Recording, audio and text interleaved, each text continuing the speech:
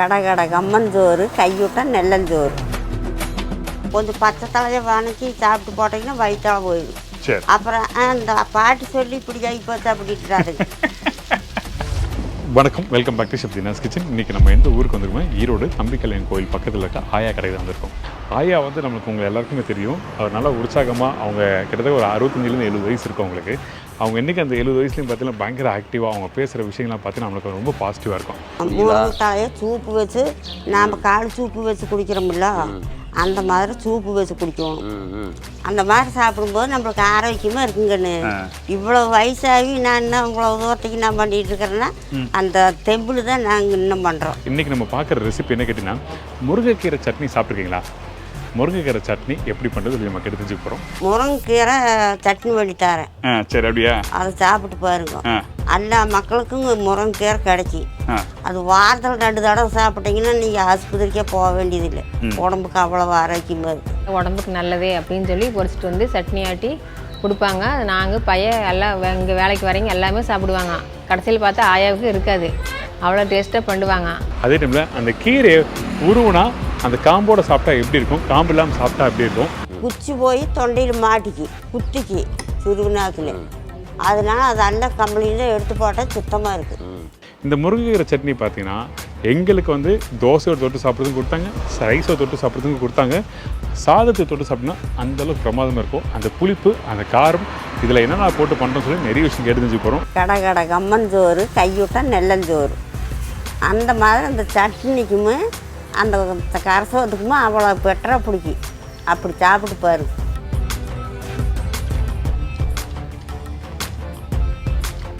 பிரமாதம், சூப்பர் பாடி, first class. வாங்க அவரை போய் மீட் பண்ணி அதுக்கப்புறம் இந்த கீரை, அதை முருங்கைக்கீரை சட்னியை பற்றி நம்ம கேட்டு தெரிஞ்சுக்க போகிறோம். இப்போ நாங்கள் கற்றுக் கொடுத்துக்கிட்டு இருக்கிறோம். அதே மாதிரி நீங்கள் எப்பவும் நாங்கள் போன காலத்துக்கும் நீங்கள் அதே மாதிரி பண்டி சுவையாக சாப்பிடணும், உடம்பு நல்ல முறையில் வச்சுருக்கணும், வேலை வெட்டி நல்லா பார்க்கணும், பண்ணணும்.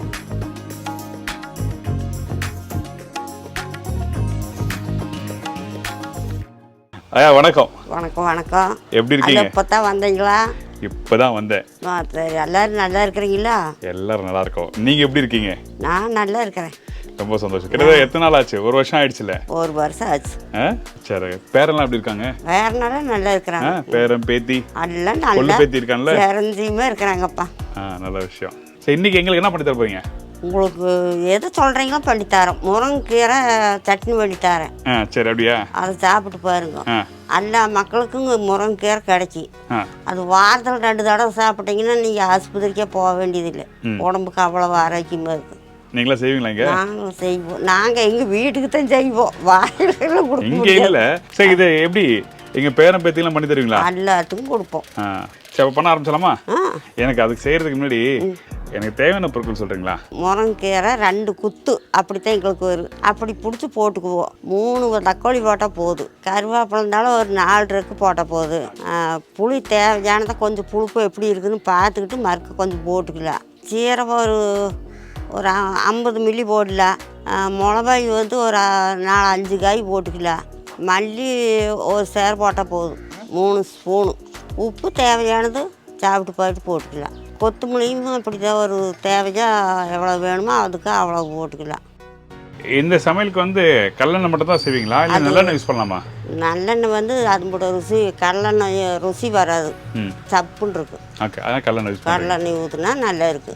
சரி, இப்போ நம்ம அடுத்து நம்ம என்ன பண்ணுறோம்? கடலெண்ணெய் ஊற்றி வச்சுருக்கிறோம். வெங்காயத்தை எடுங்க. அதனால் சின்ன வெங்காயம் தான் போடுறீங்க? சின்ன வெங்காயம் போட்டால் தான் அதுக்கு டேஸ்ட் கிடைக்குங்கன்னு.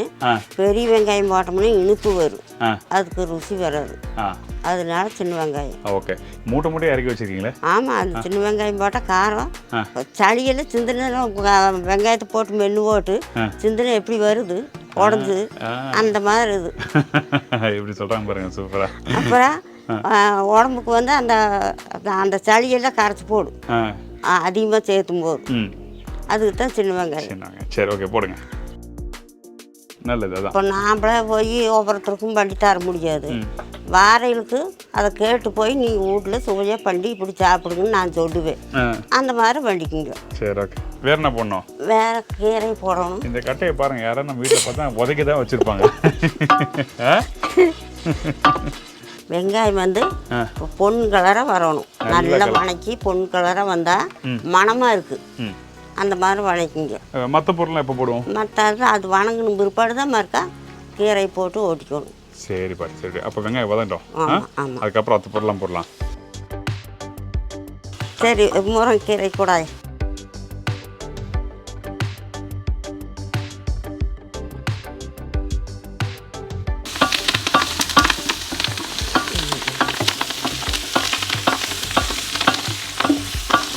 தக்காளி எப்போ போடணும்? தக்காளி எல்லாம் அப்புறம் போடலாம். அப்புறம் போடணுமா? இது நல்லா பொரியணும். நான் கிட்டவா? அப்பா கண்ணில் தண்ணியாக வருது. எங்கள் அம்மா அடிக்கும் போது அழுகுல, நான் இப்போ அழுகிறேன். நிறையா காமி, நான் கிட்டுறேன். உங்களுக்கு கஷ்டமா இருக்கு, நான் கிட்டி பார்க்குறேன். பாட்டி வந்து அழுகு வைக்கிறேன் நானும். உங்களுக்கு எப்படி தட்டுமே தெரியுதா தெரியல, இதில் கல்ல தண்ணியாக ஊற்றுது. போட்டு அப்புறம் அப்புறம் நல்லா வேகட்டு. நல்லா வேகணுமா? தண்ணி ஊற்றணுமா? தண்ணி அப்புறம் ஊற்றிக்கலாம். தண்ணி எனக்கு ஊற்றுங்க. தண்ணியை நம்ம அப்படியே அட்டை சாமானத்தையும் போட்டு வறுத்து அப்புறம் ஆட்டிக்குவோம். சரி, ஓகே. இது போட்ட உடனே நல்லா பொரிஞ்சு வருது. பட பட பட படம் நல்லா பொரியுது. பொரியுது வருது. எப்படி பொரிஞ்சாத்தான் மனம் வருது. ஓகே. பொரியாமல் பண்ணா பச்சை தலை வாசம் தானே அடிச்சு, முருங்கைத்தாழை உரத்துக்கு ஒத்துக்காது, அப்புறம் வயிற்றால போகிறதுக்கு ஆரம்பிக்கும். அதனால முருங்கைத்தாழை அப்படி பொரிஞ்சாத்தான் உடம்புக்கு கெடுதல் இல்லை. ஸோ அதனால வந்து நல்லா வதக்கணும். வதக்கணும். சரி, ஓகே.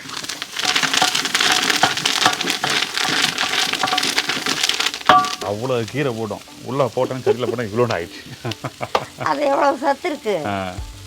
சரி, நான் ஓட்டி விடுறேன். கருவேப்பந்தாளையும் போடும். அதெல்லாம் கொட்டு இருக்குன்னு அப்படியே கொட்டுறேன். அப்புறம் வேற என்ன போடணும்? வேற தக்காளி போட்டுக்கலாம். தக்காளி என்ன சொல்வீங்க? தக்காளி. தக்காளி நீங்கள் என்ன சொல்லுவீங்க? தக்காளி பழம். தக்காளி பழம். வேற என்ன போடணும்? சீரகத்தை போடும். இந்த சீரகமா? சுத்தமாக பாட்டி கிண்ட நான் போட இன்னைக்கு ஒரு 5-6 போடும். ஓகே. அப்புறம் கொத்தமல்லி. இந்தாங்க. இதுவா? எவ்வளோ போடணும்? கொஞ்சம் பாதி வச்சுட்டு பாதி நீங்களே போடுங்க. வாங்க, கை கம்மிங்க, கை கம்மிங்க. எவ்வளோ போடுங்க?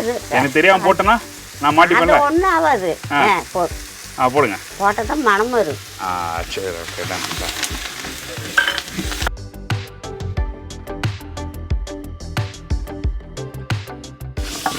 இப்போ இந்த மல்லி வேற போட்டிருக்கோம். இதுக்கப்புறம் அந்த கொத்தமல்லி தலையும் அந்த மிளகாயும் போடும். சரி, ஓகே. எவ்வளோ போட்டுருவா?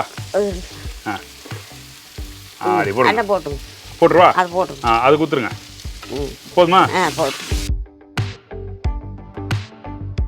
கொத்தமல்லி தலை.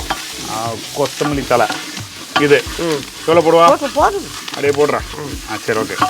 உப்பு புளியெல்லாம் அதெல்லாம் அப்புறம் போட்டுக்கலாம். கீழே எடுத்து அப்புறம் பண்ணலாம். ரொம்ப ஈஸி ரெசிபி தான் நினைக்கிறேன்.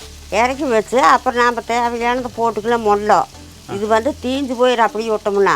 சரி. விரவெடுப்பு இது இறக்கி வச்சுட்டு போடணும். வணக்கம் எல்லாம் எடுத்து கீழே இறக்கி வைக்கணும். இது அவ்வளோதான். இது அவ்வளவுதான். அப்போ புளியெல்லாம் அதெல்லாம் அப்புறம் போட்டுக்கலாம். அப்புறம் போடணுமா? எனக்கு தெரியாமல் போச்சுப்பா. அப்போ இறக்கிடுவாத? ஆமாம், இறக்கி இந்த அடுப்புல வச்சுருங்க. நான் கையில் பிடிச்சிக்கிறேன். கால் நிற்க அப்பா அப்பா எடுத்து வச்சிட்டீங்களா? அப்புறம் தேவையானது புளி, அந்த புளி போடுங்க. இப்போ போடலாமா? இதுக்கு இது பொரியல் மாதிரி வதக்கிருக்கோம். ஆமாம், அது பொரியறாப்ப மண்டனம்னா தான் உடம்புக்கு கெடுதல் இல்லை. இல்லைன்னா அப்புறம் கெடுதல் பண்ணி போடும். அந்த பாட்டி பேச கேட்டு எனக்கு உடம்பு மோசமாகி போச்சு அப்படின்னு.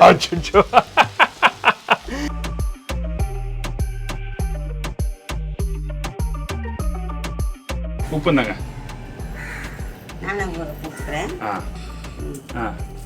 தேவையான போட்டு சாப்பிட்டு பார்த்துட்டு மறுக்க 2 போட்டுக்கலாம். போயிட்டு கசப்பா போயிடும். சரி, ஓகே. இந்த புளி போட்டாச்சு, உப்பு போட்டாச்சு. போதுமா? இது போதும். இதுக்கப்புறம் நம்ம என்ன பண்றோம்? மறுக்க கொண்டு போய் போட்டு ஆட்டிக்கணும். சரி, போலாமா? கிலோ ஓட்டு. சரி, ஓகே.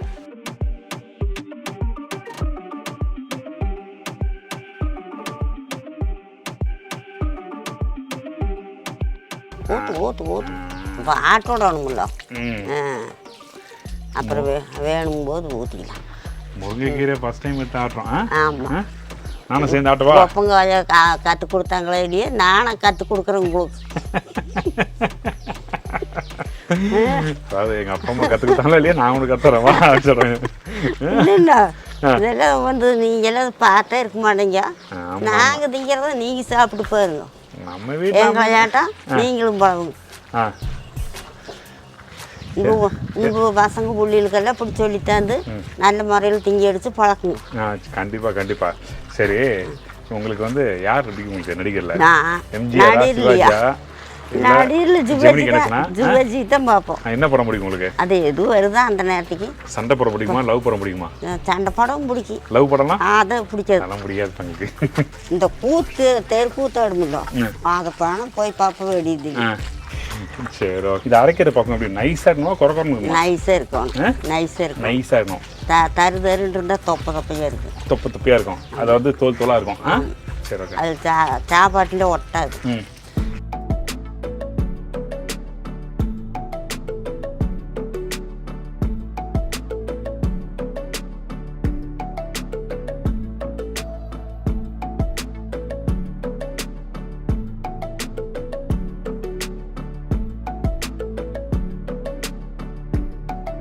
பாட்டிமா போதுமா ஆட்டணுமா? போதும், இப்போ ஆட்டியாச்சு. அதை போட்டு சாப்பிட்டு பாருங்க எப்படி இருக்குன்னு. சாப்பிட்டு பார்க்கலாமா?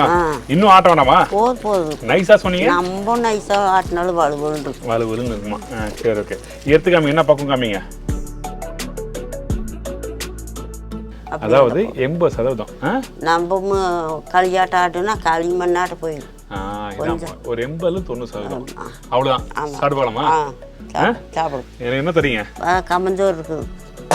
ஒன்று வச்சுக்குவா. கம்மசோறும் பாருங்க, தண்ணில் பிடிச்சி வச்சிருக்காங்க.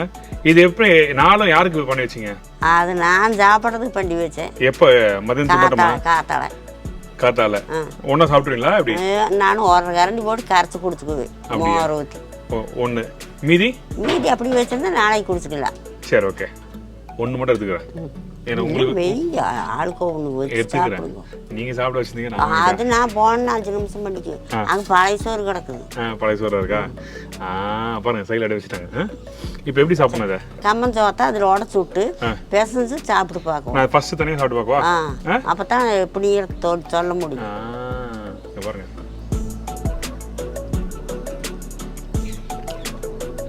பாட்டி இங்கே பாருங்க, சொல்லு.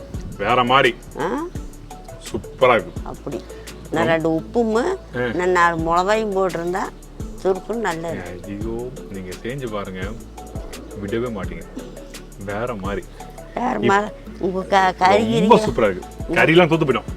கறியெல்லாம் கிட்டையே வரதுக்காக இது பண்ணி வச்சுட்டா அந்த அளவுக்கு சுவையாக இருக்கு. சரி. இப்போ எடுத்து நல்லா பிசைஞ்சு சாப்பிடுங்க. எப்படி சொல்றீங்க? பிசைஞ்சு சாப்பிடுங்க. நல்லா இதுவா? ஆமா, அப்பதானே எப்படிங்கிறது தெரியும். ரசிச்சு சொல்றாங்க சில விஷயங்கள.